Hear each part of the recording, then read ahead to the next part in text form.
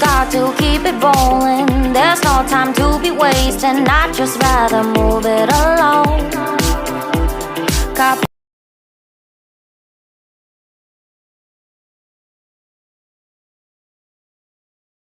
Assalamualaikum warahmatullahi wabarakatuh. Perkenalkan, nama saya Putri Dewi Sari, NIM 21122399, kelompok 4. Di sini saya akan menjelaskan tentang materi pertumbuhan ekonomi. Dan saya akan menjelaskan tentang mazhab historismus adalah pola pendekatan yang berpangkal pada perspektif bersejarah. Mazhab historismus. Dalam mazhab historismus ini ada 4 teori. 1. Friedrich List, 2. Bruno Hildebrand, 3. Karl Butzer, 4. Walt Whitman Resto. Friedrich mempunyai 5 tahap. 1. Tahap berburu, 2. Tahap berternak, 3. Tahap agraris, 5. Kombinasi antara industri manufaktur dan perdagangan, 5. Kombinasi antara tahap bertani dan industri manufaktur perdagangan. Adapun Bruno Hildebrand mempunyai 3 tahap. 1. Perekonomian barter, 2. Perekonomian uang, 3. Perekonomian kredit. Dan yang keempat, Karl Butzer mempunyai 3 tahap. 1. Perekonomian subsisten, 2. Perekonomian kota, 3. Perekonomian nasional. Dan kelima, Walt Whitman Resto mempunyai 1. Perubahan pada orientasi organisasi ekonomi, 2. Perubahan pada pandangan masyarakat, 3. Perubahan pada kegiatan implementasi masyarakat, 4. Perubahan pada sikap hidup adat istiadat yang kurang merangsang. Sekian penjelasan dari saya dan akan dilanjutkan oleh teman saya. Apabila ada salah kata, saya mohon maaf kepada Allah SWT. Wassalamualaikum warahmatullahi wabarakatuh.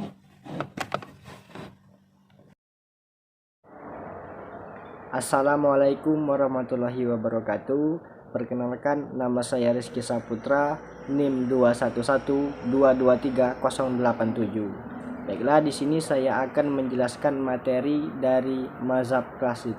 Nah, sebelum kita masuk ke materi dan isi dari mazhab klasik, di sini kita harus mencari tahu dulu apa sih pengertian mazhab klasik. Mazhab klasik ialah mazhab yang mendefinisikan kebutuhan manusia yang paling baik yang akan terpenuhi bila mana sumber-sumber daya produksi digunakan secara efisien. Nah, selain dari pengertian, di sini saya akan menjelaskan juga teori daripada mazhab klasik menurut para ekonom. Di sini ada 2 tokoh yang menjelaskan tentang mazhab klasik, yaitu menurut Adam Smith dan menurut David Ricardo. Oke, baiklah, kita masuk ke materi menurut Adam Smith. Sebelum membahas pokok pikiran Adam Smith tentang pertumbuhan ekonom, ada baiknya terlebih dahulu kita sedikit mengenal pribadi Smith yang merupakan bapak ilmu ekonomi. Adam Smith ini lahir pada tanggal 5 Juni 1723 di kota Kirkcaldy, Skotlandia. Ayahnya Douglas Smith, seorang ahli hukum dan pegawai cukai di kotanya, meninggal beberapa bulan sebelum dia dilahirkan. Jadi, dia hanya bersama sang ibu, Margaret Douglas Smith. Dia menjalani hari-harinya sejak kecil oleh para psikolog pada masa itu. Smith dinyatakan mempunyai tanda-tanda yang mereka sebut dengan professional syndrome, yaitu kecerdasan Smith tidak diragukan lagi, dan hal itulah pada akhirnya yang menjadikan kita sebagai salah satu filsuf terbesar di dunia.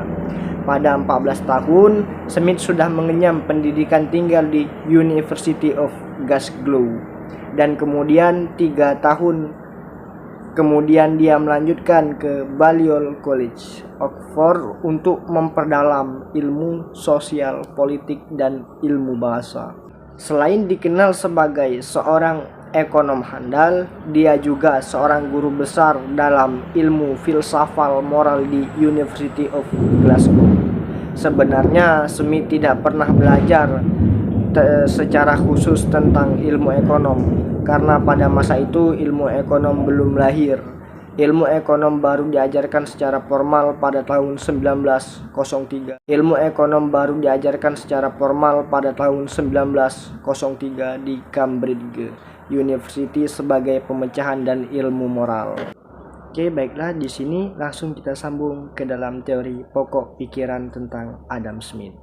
Pokok pikiran tentang Adam Smith yaitu meskipun pemikiran tentang ekonom sudah berkembang sejak abad ke-15, yakni pada saat itu terjadi revolusi pertanian di Eropa, pengakuan terhadap ilmu ekonomi sebagai salah satu disiplin ilmu tersendiri baru terjadi pada abad ke-18, yang ditandai oleh terbitnya buku Adam Smith yang berjudul An Inquiry into the Natures and Cause of the Will of Nations pada tahun 1776. Seperti telah disinggung di muka pada awalnya, bidang kajian yang memikar perhatian Adam Smith adalah ilmu filsafat, moral, dan logika. Dan kemudian perhatian lebih banyak tercurah pada masalah-masalah ekonomi. Hal tersebut nampak pada dua mahakaryanya, yaitu Theory of Moral Sentiments pada tahun 1759 dan An Inquiry into the Natures and Cause of the Will of Nations pada tahun 1776. Bukunya yang pertama, Theory of Moral Sentiments, ditulis pada tahun 1759. Buku yang mengulas tentang perilaku etis dalam setiap kegiatan ekonomi. Dalam buku ini Smith mengemukakan hal-hal yang kemudian diperdalam oleh Freud pada abad ke-20, yaitu mengenai ego dan superego. Secara umum, pokok pikiran yang terkandung dalam buku-buku ini adalah adanya tatanan alamiah, harmoni alam, dan sistem alam sebagai anugerah dari Sang Pencipta, rasa keadilan pada sesama manusia, dan juga prinsip kemerdekaan alami. Dan diterbitkannya Theory of Moral Sentiments pada tahun 1759 bermula dari penunjukan Smith sebagai anggota Dewan Filosofi Moral di University of Glasgow pada tahun 1752. Dari publik pada masa itu langsung tertuju pada sosok Smith. Buku tersebut menjelaskan secara gamblang bagaimana rasa simpati yang tercipta dari sebuah dorongan moral ketulusan hati akan mampu membina komunikasi dalam bermasyarakat. Adanya dorongan moral yang berwujud rasa simpati dinilai mampu meredam ego dan menyatakan manusia dalam satu kelompok masyarakat. Adanya rasa simpati yang mampu membangun di muka menuntut pendidikan formal di lembaga pendidikan tinggi.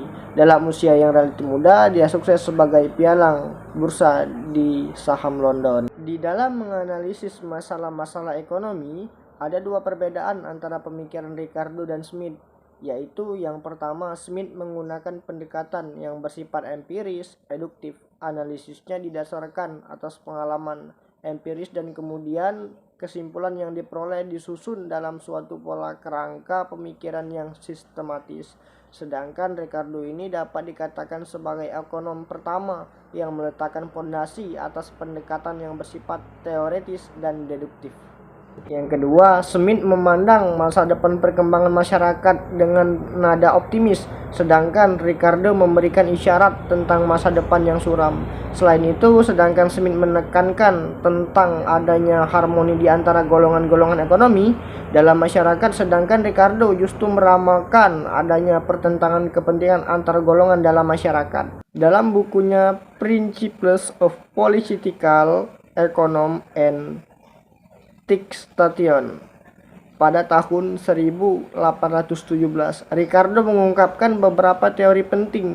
Yang pertama ada teori tentang nilai dua harga barang, teori tentang distribusi pendapatan atau faktor-faktor produksi yang diuraikan dalam teori upah, teori sewa tanah, teori bunga, dan teori laba, teori tentang perdagangan internasional, teori tentang akumulasi dan pertumbuhan ekonomi.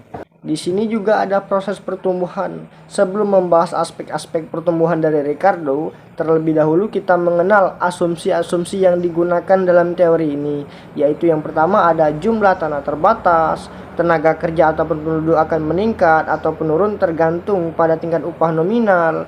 Akumulasi modal terjadi apabila jika tingkat keuntungan yang diperoleh para pemilik modal berada di atas tingkat keuntungan minimal yang diperlukan untuk menarik mereka untuk melakukan investasi. Ada juga yang namanya kemajuan ekonomi terjadi sepanjang waktu, sektor pertanian sangat dominan. Nah, ada juga inti dari proses pertumbuhan ekonomi ataupun kapitalisme menurut Ricardo sendiri. Proses pertumbuhan merupakan proses tarik-menarik antara dua kekuatan, yaitu yang pertama ada hukum kenaikan hasil yang semakin berkurang, ada juga kemajuan teknologi. Karena menurut Ricardo, proses tarik-menarik tersebut pada akhirnya dimenangkan oleh hukum kenaikan hasil yang semakin berkurang. Karena keterbatasan faktor produksi tanah, hasil yang semakin berkurang, ada juga kemajuan teknologi. Karena menurut Ricardo, proses tarik-menarik tersebut pada akhirnya dimenangkan oleh hukum kenaikan hasil yang semakin berkurang. Karena keterbatasan faktor produksi tanah, sumber daya alam akan membatasi pertumbuhan. Adapun berikut kritik terhadap teori daripada Ricardo ini. Yang pertama ada pengabaian pengaruh kemajuan teknologi. Yang kedua ada pengertian yang salah tentang keadaan stasioner. Yang ketiga pengabaian faktor-faktor kelembaban. Dan yang terakhir itu teori Ricardo ini bukan teori pertumbuhan. Oke, itulah pembahasan daripada mazhab klasik. Apabila ada lebih dan kurangnya kata saya mohon maaf. Saya akhiri. Wassalamualaikum warahmatullahi wabarakatuh. Dan materi berikutnya akan dilanjutkan teman saya. Assalamualaikum warahmatullahi wabarakatuh. Perkenalkan, nama saya Ahmad bin Adiansyah. Baik, di sini saya akan melanjutkan hasil diskusi yang disampaikan oleh teman saya tadi, dan saya ingin melanjutkan diskusi kami, yaitu tentang materi teori Harrod-Domart. Saya akan menjelaskan secara singkat tentang teori Harrod-Domart. Jadi teori Harrod-Domart ini dikemukakan oleh dua orang, satu Harrod dan dua Domart.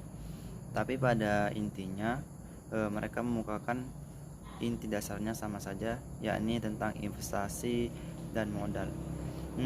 Teori ini memukakan bahwa pertumbuhan ekonomi dapat dilihat dari sumber investasi yang dilakukan oleh masyarakat di dalam suatu negara.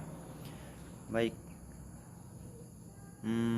kalau investasi atau modal banyak dilakukan oleh di dalam suatu negara, maka begitu banyak juga modal yang ada di dalam suatu negara, dan itu akan menimbulkan sangat baik dalam suatu pertumbuhan ekonomi, yang dimana semakin banyak modal, perusahaan-perusahaan akan semakin banyak juga menghasilkan barang atau jasa. Nah, jadi pada intinya teori ini tentang investasi atau modal. Jadi semakin banyak modal atau investasi, maka semakin banyak barang atau jasa yang dihasilkan oleh perusahaan, dan akan menimbulkan kenaikan pertumbuhan ekonomi. Jadi sekianlah yang dapat saya sampaikan dan akan dilanjutkan oleh teman saya, dan saya akhiri. Wassalamualaikum warahmatullahi wabarakatuh. Assalamualaikum warahmatullahi wabarakatuh. Perkenalkan, nama saya Dika Nur Aini, NIM 2012220778 dari semester 5 RSF. Baiklah, di sini saya akan menjelaskan tentang teori pertumbuhan neoklasik. Robert Solow, pemenang Nobel Ekonomi pada tahun 1987, lahir di Brooklyn, New York, Amerika Serikat pada tahun 1924. Dia merupakan anak pertama dari 3 bersaudara pada tahun 1940. Solow belajar sosiologi dan antropologi di Harvard College pada tahun 1942. Dia meninggalkan bangku kuliah dan bergabung dengan angkatan perang Amerika Serikat. Sampai Perang Dunia II usai, tetapi pada tahun 1945 dia kembali melanjutkan studinya di Harvard, kemudian menjadi asisten peneliti dari Vasily Leontief, dan sejak saat itu dia mulai tertarik pada ilmu statistik pada tahun 1949.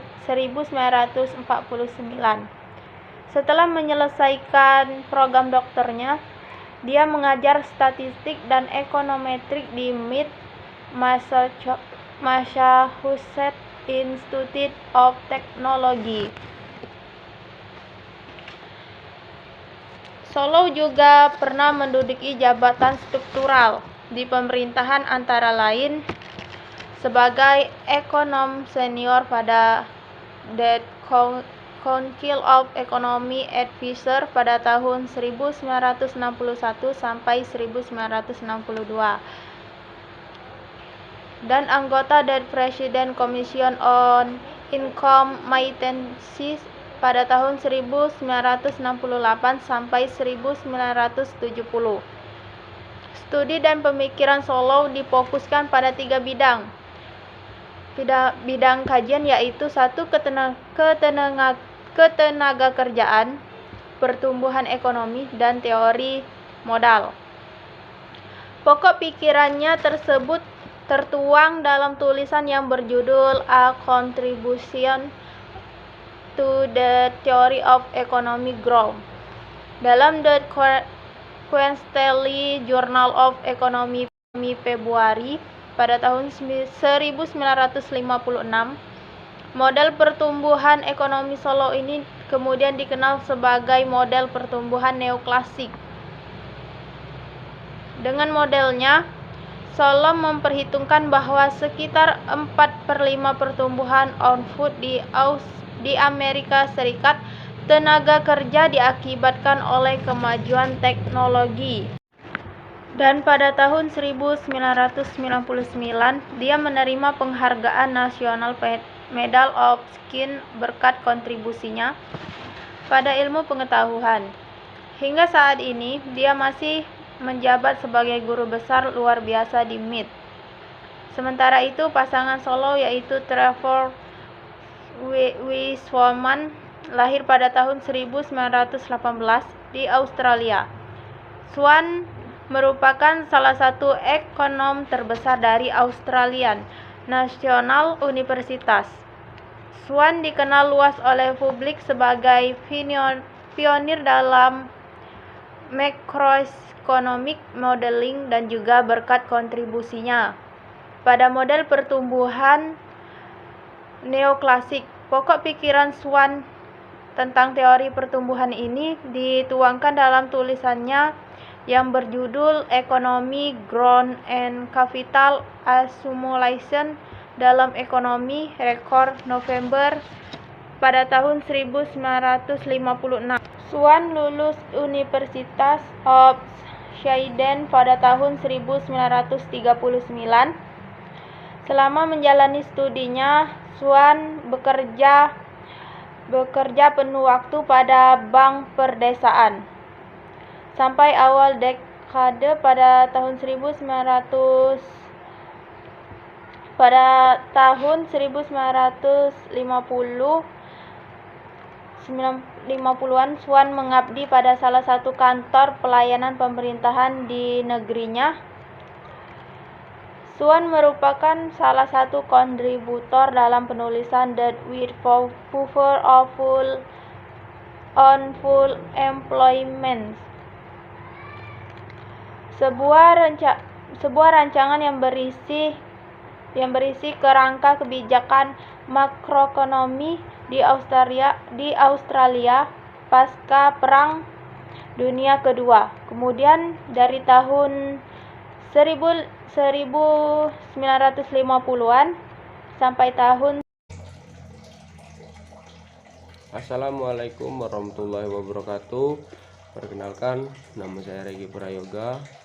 NIM 20 12 22091.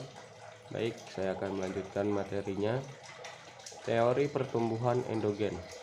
Pertumbuhan ekonomi endogen adalah model ekonomi yang mengoptimalkan operasi internal negara. Model ini menguatkan sumber daya manusia dengan kekuatan ilmu pengetahuannya, sumber daya alam, aset teknologi, dan kelembagaannya. Dampak kesejahteraan dari model pertumbuhan ekonomi ini banyak terbukti di berbagai negara. Penguatan faktor internal endogen akan menarik eksternalitas positif bagi spillover pertumbuhannya. Contohnya, pertumbuhan Cina yang dimulai dengan penguatan faktor dan kelembagaan endogennya.